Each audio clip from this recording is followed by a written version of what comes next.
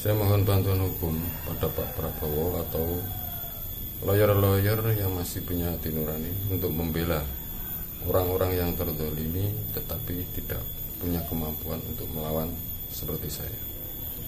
Itu saya mengalami hak waris saya dihilangkan oleh saudara-saudara saya, yaitu sebidang tanah dari orang tua saya atas nama Muhammad Arif dan Muhammad Andi dari bukti surat jual beli.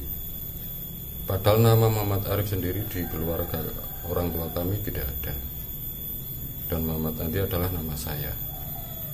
Artinya tanah itu pemilik secara sah menurut data akte jual beli justru saya, sedangkan Muhammad Arif tidak ada orangnya. Kemudian ketika ortu kami meninggal, yaitu ibu kami, sedang ayah sudah lama meninggal dahulu. Baru 1 minggu ibu meninggal dunia, kakak saya yaitu A dan adik saya yaitu I menuntut pembagian hak waris di balai desa. Dalam kondisi kesedihan yang teramat sangat, saya merasa malu dan tidak pede. Baru ibu meninggal dunia kok ribut-ribut untuk rebutan warisan sampai di balai desa segala.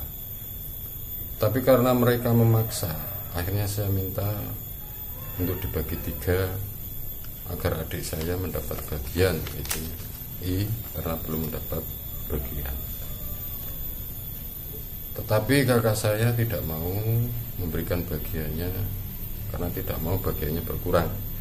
Tetap ngotot nggak mau memberi bagian pada adiknya yang belum punya bagian.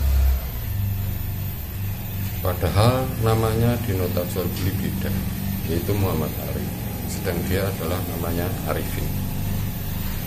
Daripada ribut karena saya masih menanggung kesedihan yang masih menyayat di hati, akhirnya saya mengalah, yaitu nama saya diganti untuk adik saya dan dibuatlah surat penyerahan itu, yaitu seperti itu.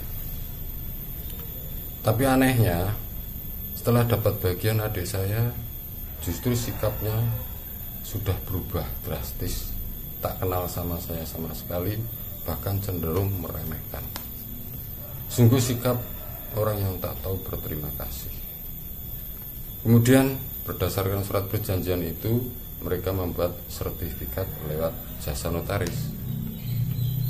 Setelah jadi sertifikat, saya berusaha meminta hak waris saya, tapi mereka tidak mau membagikannya.